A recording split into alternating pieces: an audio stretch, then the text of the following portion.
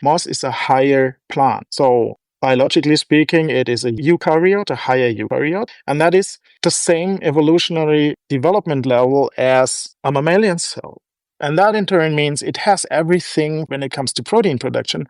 It has everything it needs for making proteins at the same quality level of a human cell. But go in detail, it's like it has a secretory pathway, it does post-translational modification, including N-glycosylations, all that. We don't need to go into too much detail here, but basically the headline is it does the same protein quality than mammalian cells and human cells. Welcome to the Smart Biotech Scientist, where we simplify bioprocessing for busy scientists like you. Have you ever abandoned a promising therapeutic candidate because it seemed impossible to produce?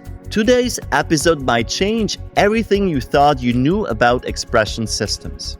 Today, we're exploring the fascinating world of moss-based protein production with Andreas Schaaf, who is the Managing Director and CSO of Eleva. With over 20 years in the field, Andreas and his team have developed a truly transformative technology from scratch to commercial scale. Andreas will reveal how moss is enabling the production of previously, quote, unproducible protein therapeutics. So whether you're commuting to work or heading home, get ready for some game-changing insights that could revolutionize your approach to biologics manufacturing. Are you juggling the complexities of CMC development while trying to enjoy the beauty of biotech? Have you ever wondered if there's a way to simplify bioprocessing?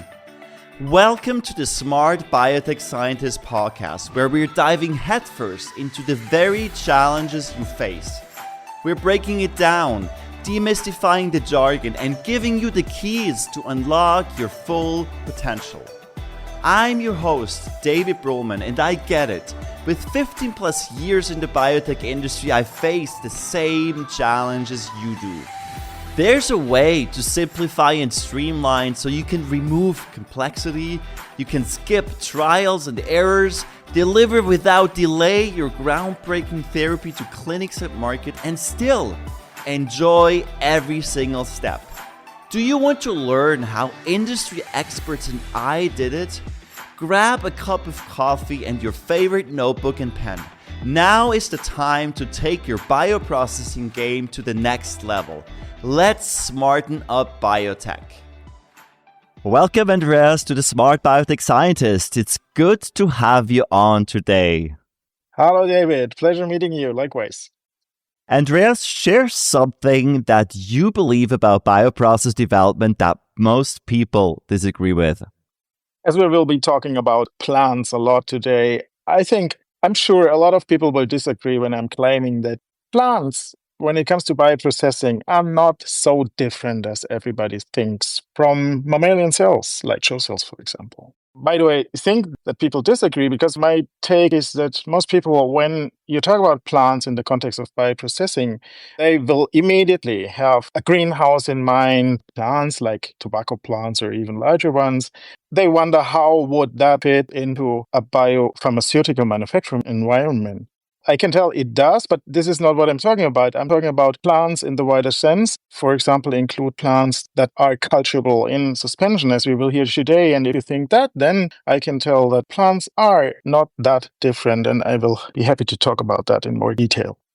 Yeah, I'm looking forward about this. And also, I'm curious to know why plants are not different. But I'm also curious about your path, because you went from academia to biotech innovation and now leading a company. So draw us, Andreas, into your story and tell us what was the moment when you first realized moss could be revolutionary, and maybe even before. Why did you start in biotech actually at the first place, and what were some interesting pit stops along the way?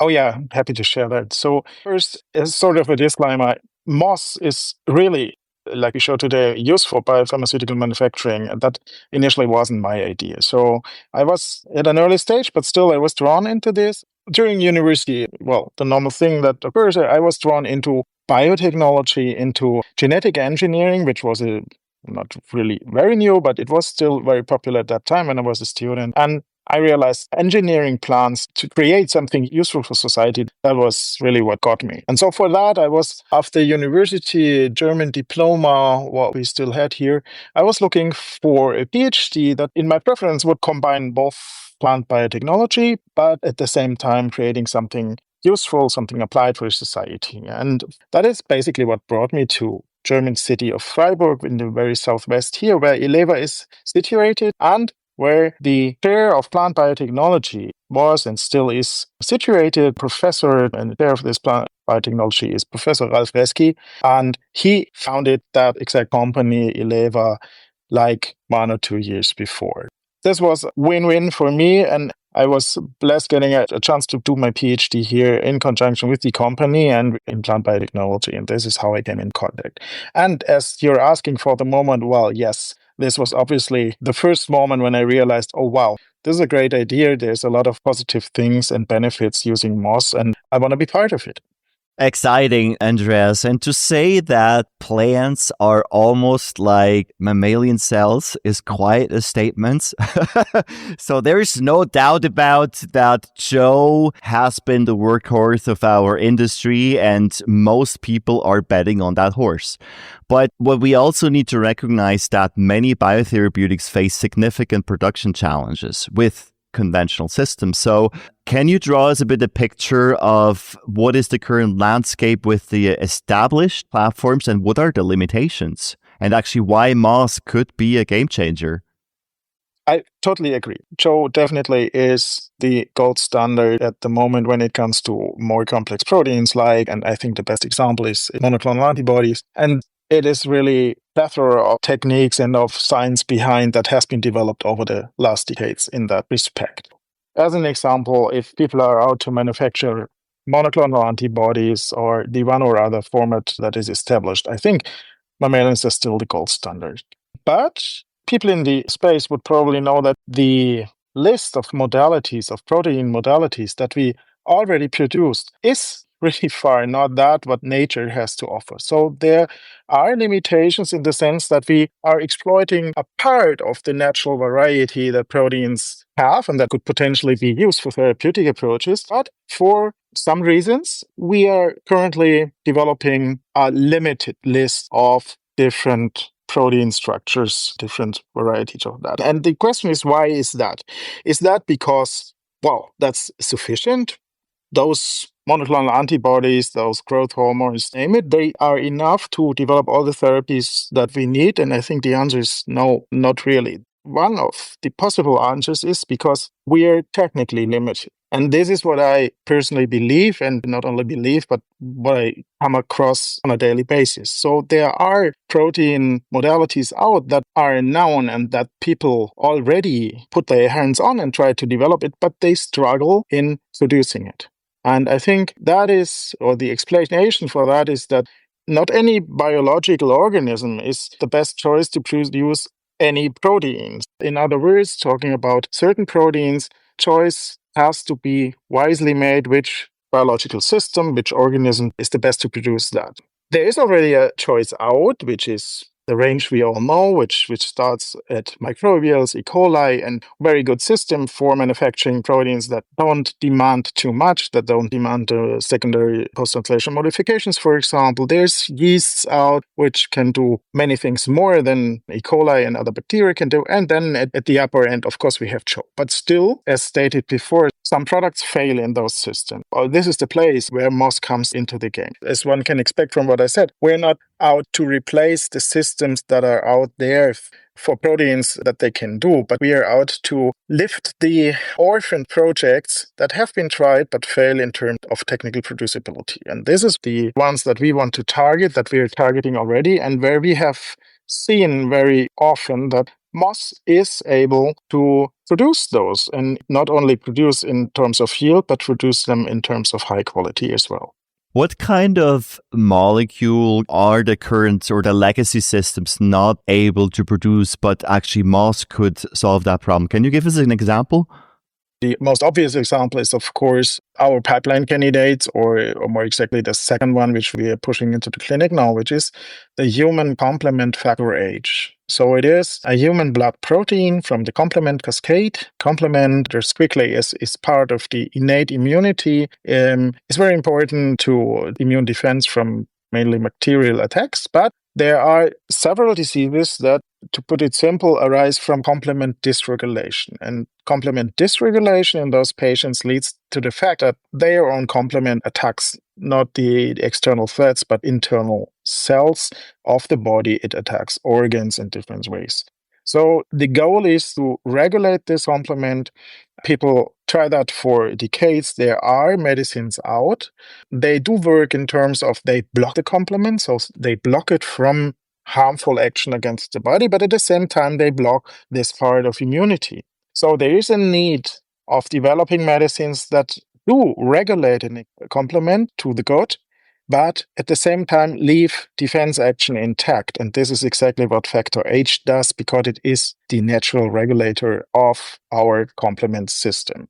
For that, it has been tried to express factor H, I would say, in all the available systems, and it failed, basically. So it failed either completely in terms of absolutely no product, or it failed in terms of, well, a bit of product, but poor quality. So I think a very good example for what can moss do. We tried this in moss and it immediately worked. Worked in terms we got good yield, we got perfect quality, and this is amazing if you imagine that this is it is a large protein, 150 kilodaltons, like an antibody, plus or minus. It is highly glycosylated, it has 7 glycosides, it's repetitive in itself, has a lot of disulfide bonds, and it's working in moss, it's expressed and it's active, and it completely resembles the human counterpart. And what biological characteristics enable moss to produce such a molecule, like compared to a CHO cell, for instance? Did you observe certain differences in the metabolism or certain characteristics that are very specific in moss? So honestly, we cannot nail it down, or I could not nail it down to one specific biological metabolic feature that moss has. But I'm very convinced that one main difference is if we're talking, or if we're comparing CHO cells or mammalian cell production system, HEK-CHO, to moss, then one striking difference is that even though we are often talking moss cell culture, honestly, it's not. It is moss plant culture. It is, as we will talk probably later, it is a suspension culture, and it is in a biotank, in a bioreactor, and it absolutely resembles technically a CHO culture, but it is complete organisms. And I think, but it's only my guess, that this makes one difference. You have an intact organism, not isolated in terms of a cell that is removed from its organ and then artificially cultured, but it is the moss as it feels well, or even better, because we feed it, of course, everything it has. That is the one aspect. The other, and I think that is not everybody might be aware of that. Moss, even though it's tiny, small, maybe looks a bit like an algae, moss is a higher plant. So biologically speaking, it is a eukaryote, a higher eukaryote, and that is the same evolutionary development level as a mammalian cell. And that in turn means it has everything when it comes to protein production. It has everything it needs for making proteins at the same quality level of a human cell. But go in detail, it's like it has a secretory pathway, it does post-translational modification, including N-glycosylations, all that. We don't need to go into too much detail here, but basically the headline is it does the same protein quality than mammalian cells and human cells. And speaking of post-translational modifications, do you need to do any modifications while you're engineering your cells, or is the glycosylation actually already good to go? Very good question on the point. No, the glycosylation is in its core structure absolutely the same and what is known as complex N-glycan structure as mammalian, but in a wild-type situation in plants, it features 2 additional glycan residues, which is a xylose and a fucose, which are not present in humans, in mammalians, and for that, at least theoretically, do bear immunogenic potential. So for that, and that was one of the first projects that the company did, we removed them by means of genetic engineering. We knocked out genes responsible for transferring this xylose and this fucose in a stable knockout line. And this is the first initial standard production strain that we are using, which will give a complex type N glycosylation on the target protein. Beyond that, if you should add a bit on glycosylation, beyond that, and since that time, we did a lot of additional engineering, which we can do very well in the plant, leading to now several strains that we have as base strains, as basal strains that we or expression strains in our cell banks with different types of glycosylation, for example, high-mannose, paucimannose, or even sialylation, human sialylation. Let's look now at the production process. And Andreas, you mentioned that it's basically not very different from, for instance, the CHO cell process. But what I have heard that you're not using single cells, you're using an whole organism, but still using a cell bank. So tell us a bit how that works on the cell bank side, on the cell side, and also the culturing side, the upstream. And I imagine the downstream then is probably very similar to established platforms. Yeah. You're right. You're exactly right with the downstream. Let's start from the beginning. So what we have to do as any other production system is to create a cell line.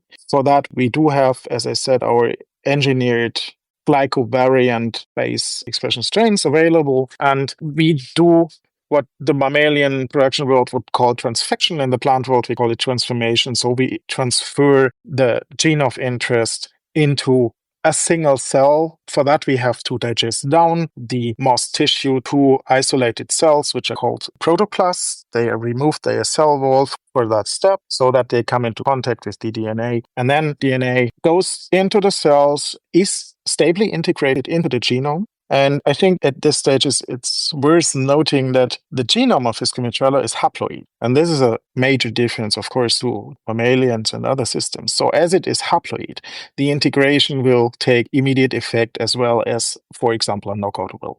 We can insert the DNA, and then from those transgenic events and that single cell, we can regrow a strain. We have means in place to ensure monoclonality, by the way, with the same machinery that a CHO cell would use from a very famous company. And by that, then we regrow monoclonal production strain. And of course, we regrow a lot of them, and then we select the highest high producer and the most stable and robust one. I think applying the same principles of strain development that people in the CHO world would apply or do apply. At the end of that, we will have the cell bank of the best producer monoclonal strain, which is again, it's not a single cell, it is a regrown plant in suspension, and we would use that. I just have a quick question about this. Since, it's haploid, does this have any effect on the way you do the cloning, for instance, of your cells, or that's exactly the same that you would do for other cells, this technology? Well, I think when we're speaking principles of a DNA manipulation in vitro, I think we have the same principles in place. When we're speaking how to target a certain gene, how to integrate a transgene in a certain way that it expresses well or the maximum it could, of course, we do have our in-house technologies developed, but they are not the technologies special in terms of technical apparel we're using or techniques. It's more, of course, on the genetic recombination, expression, enhancing element, codon usage, whatever side. So that is somewhere we have a lot of expertise developed over time, and which is, of course, our core of efficient and productive strain development. Okay, that's clear now. So now we have our cell bank, and you start your production run in suspension mode, if I understood correctly. Exactly. So everything I'm telling is suspension mode, even the transfection process I described before. And what we have done is a cell bank which looks exactly the same as mammalian cell bank. So we have the cryovials in the gaseous phase of nitrogen stored.